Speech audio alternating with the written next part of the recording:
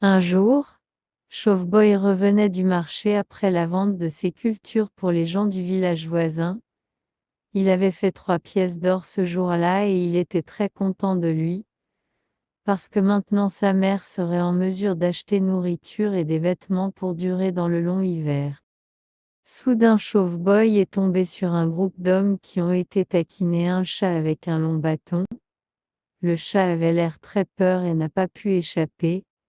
Chauve-Boy se dirigea vers les hommes et dit d'une voix bienveillante: S'il vous plaît, arrêtez de taquiner ce pauvre chat. Si vous vous arrêtez, je vais vous donner une pièce d'or. Les hommes ont convenu de déposer le bâton et Chauve-Boy remit une pièce d'or brillant. Le chat était très reconnaissant envers le garçon et marchait à ses côtés. Il a promis que si jamais il était en mesure de rembourser la bonté du garçon, il aurait sûrement sauté sur l'occasion. Chauve-Garçon ne pouvait pas imaginer comment un chat peut l'aider dans sa vie, mais il a accepté que le chat pourrait se joindre à lui, et donc les deux amis continuèrent leur voyage de retour à la maison de l'enfant dans le village voisin. Le garçon et le chat vont marcher pendant quelques miles jusqu'à ce qu'ils arrivent à travers un vieil homme et une vieille femme qui bat un chien parce qu'il avait été aboie trop fort et Chauve-Boy approchait le vieux couple et dit d'une voix bienveillante: S'il vous plaît, arrêtez de battre ce pauvre chien. Si vous vous arrêtez, je vais vous donner une pièce d'or. Le vieux couple a cessé de battre le chien et a pris la médaille d'or du garçon. Le chien était très reconnaissant à l'enfant pour le sauver de l'ancien couple, et il a demandé à rejoindre le garçon et a promis qu'il serait toujours fidèle et aider chaque fois qu'il le pouvait. Le jeune garçon ne pouvait pas imaginer comment un chien peut l'aider dans sa vie, mais il a accepté que le chien pourrait se joindre à lui, et ainsi les 3 amis continuaient sur leur voyage de retour. Peu de temps après, Chauve-Boy et ses nouveaux compagnons tombaient sur 2 bûcherons dans la forêt qui tentaient de tuer un serpent avec leur hache aiguisée. Chauve-Boy se dirigea vers les bûcherons en colère et dit d'une voix bienveillante: S'il vous plaît, ne pas tuer ce serpent avec votre hache. Si vous laissez le serpent dans la paix, je vais vous donner une pièce d'or. Les bûcherons pensaient de la proposition de Chauve-Boy pour un moment, puis ont convenu de mettre bas la hache. Le garçon a remis sa dernière pièce d'or sans réfléchir parce qu'il était heureux d'avoir sauvé le serpent d'une mort certaine. Le serpent était très reconnaissant et glissa jusqu'à murmurer à l'oreille de l'enfant: Merci, fils d'Adam, pour sauver ma vie. Je suis le fils du serpent empereur et vous devez revenir à la maison avec moi afin que mon père pourrait vous remercier en personne pour votre gentillesse.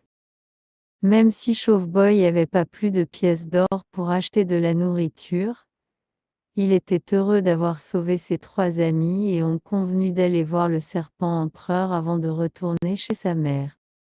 Quand ils sont arrivés dans la forêt, le serpent empereur était très reconnaissant envers Chauve-Boy pour sauver la vie de son fils.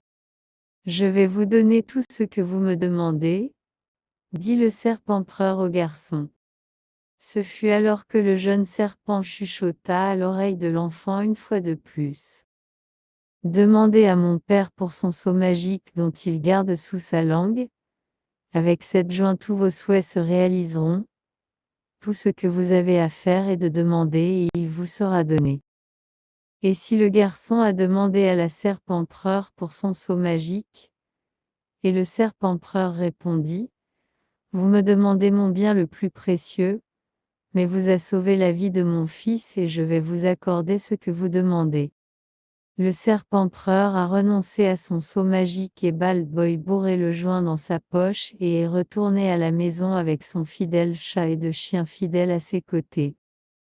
Quand la mère de Chauve-Boy a appris que son fils avait donné toutes leurs pièces d'or, elle était très en colère, mais le garçon a promis qu'il ferait cette perte en épousant la fille de l'empereur et de faire une nouvelle vie pour sa mère. Et comment allez-vous faire cela, mon fils? Ce chat et ce chien ne saura pas vous aider à faire une telle chose. Ce fut alors que Chauve-Boy dit à sa mère tout sur le sceau magique qui lui accordait tous les souhaits. Le lendemain, Chauveboy partit avec son fidèle chat et 2 chiens au palais pour demander la main de la fille de l'empereur. Je ne peux pas laisser ma fille à épouser un tel pauvre garçon, dit l'empereur quand Chauveboy demandait d'épouser la belle princesse. Si vous voulez vous marier ma fille, vous devez d'abord construire un palais à côté du mien pour que je sais qu'elle sera bien soignée, mais je sais que vous ne saurez pas construire un tel palais avec l'aide d'un chat et un chien. Cette nuit-là, Chauveboy a tenu le joint sous sa langue et a souhaité qu'il avait un palais de la sienne. Soudain, il y avait une lumière aveuglante dans le ciel de la nuit.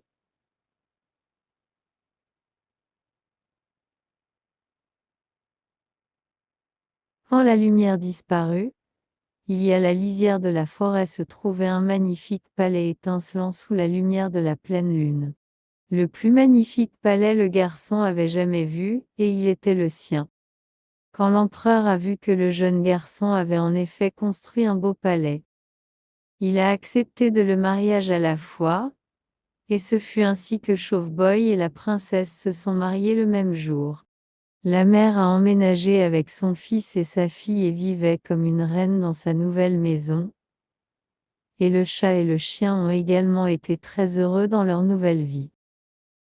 Les mois passèrent et Baldboy voulait rien d'autre tant il était heureux avec sa nouvelle femme qu'il aimait beaucoup, et il a placé le seau magique dans une salle qui lui est propre et n'a jamais dit la princesse de ses pouvoirs magiques.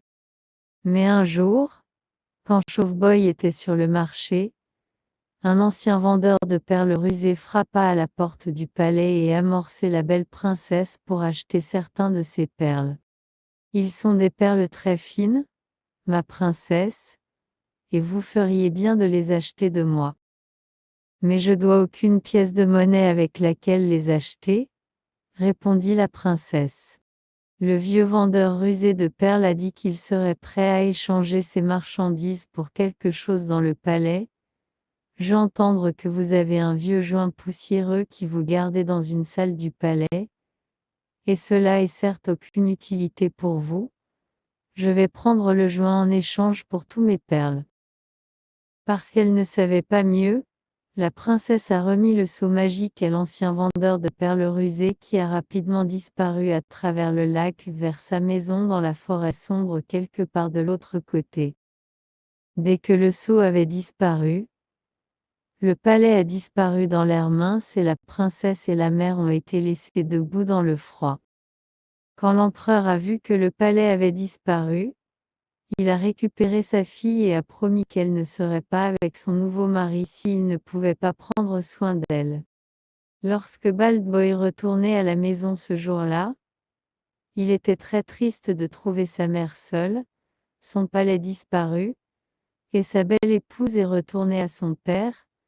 Il ne savait pas comment trouver le seau magique et était sûr que sa nouvelle vie était finie pour toujours.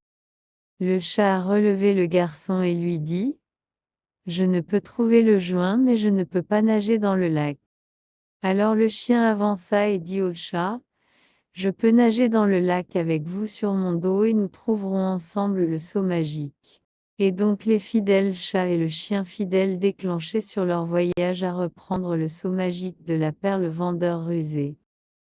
Quand ils atteignirent la rivière, le chat grimpa sur le dos du chien et le chien a nagé à travers la rive opposée. Une fois qu'ils étaient ensemble, le chat a commencé à renifler l'air et a suivi l'odeur du vendeur de cordons à travers la forêt avec le chien de près. Il n'a pas fallu longtemps pour trouver le chalet où le vendeur de perles a vécu, et il pouvait voir à travers la fenêtre que le vieil homme était profondément endormi dans son fauteuil devant le feu. « Je vais nous attraper une souris, » dit le chat pendant que vous nous trouverez quelques grains de poivre à moudre avec vos pattes fortes. Et afin que le chat a attrapé une petite souris et il a dit de se faufiler dans la maison et de prendre le seau de sous la langue de la perle vendeur rusé. Le chien a arrosé les grains de poivre sur la queue de la souris et la petite souris se précipita dans la maison et monte la jambe du vendeur de perles comme il dormait profondément par le feu. Lorsque la souris agita sa queue, La poussière de poivre est allée directement dans le nez du vieil homme et lui fit éternuer. Ce fut alors que le seau magique a volé en l'air et la souris attrapée dans ses minuscules pattes. La petite souris a couru à partir du chalet et retourné le seau magique pour le chat et le chien qui a rapidement fait leur chemin à travers la forêt vers la rivière. Une fois de plus le chat grimpa sur le dos du chien et le chien courageux nageait à travers le grand fleuve. Et donc les fidèles chats et le chien fidèle retournaient le seau à leur maître et le palais réapparut dans un éclair de lumière aveuglante. En voyant le palais retourner, l'empereur a décidé que sa fille pourrait une fois de plus vivre avec Boy Chauve. Après tout, l'empereur pouvait dire que sa fille était très amoureux.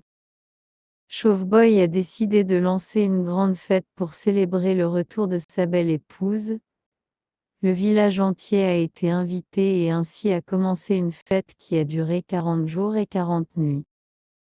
La mère et l'empereur ont convenu qu'il y avait en effet beaucoup plus qu'un chat et un chien pourraient faire si elles étaient fidèles à leur maître. Chauve-garçon sourit parce qu'il avait appris que les amis toujours aider l'autre quand ils le peuvent, et il y a de la magie dans une telle amitié, peut-être plus encore que dans le seau magique.